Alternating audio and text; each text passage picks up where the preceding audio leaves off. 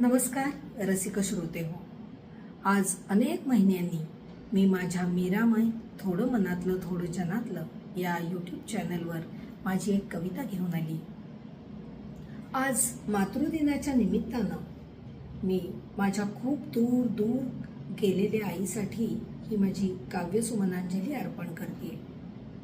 मंडळी, आई हे नातंच असं असतं की आई असताना ती तिच्या मायेच्या रूपानं आणि आई नसताना तिच्या आठवणींच्या आणि संस्कारांच्या छायेच्या रूपानं हे नातं सदोदित आपल्यासोबत राहतं.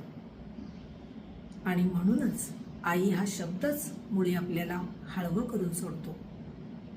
आज इतक्या वर्षांनंतरही मला माझ्या आईला विचारावं असं वाटतं, आई जमेल का ग तुला? आई नव्यानं जन्म घ्यायला आवडेल ह मला. आई नव्यानं जन्म घ्यायला आवडेल ह मला, पण पुन्हा परतून येणं जमेल का ग तुला?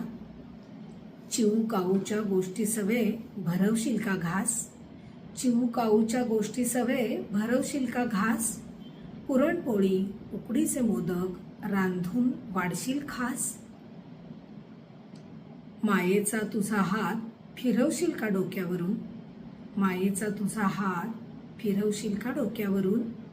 आणि चुकलं माझं कधी तर पाहशील का डोळे मोठे करून? तू शिकवलेल्याच तत्वानुसार चालते आहे मी.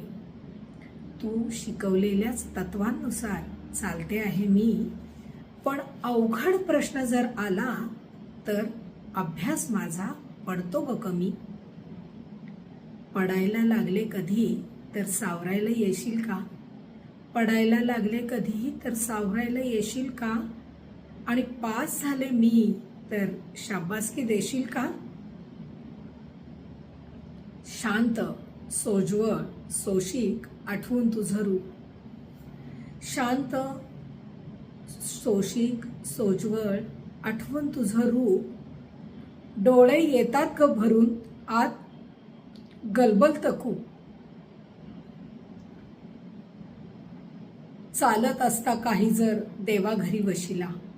चालत असता काही जर देवाघरी वशिला, मिळालं असतं मग मला पुन्हा तुझ्या कुशीत शिरायला. मी पण आहे जिद्दी. मी पण आहे जिद्दी, संचित जमा करेन. मी पण आहे जिद्दी, संचित जमा करेन. आणि पुन्हा जन्म मिळालाच तर तुझ्याच पोटी जन्मेन.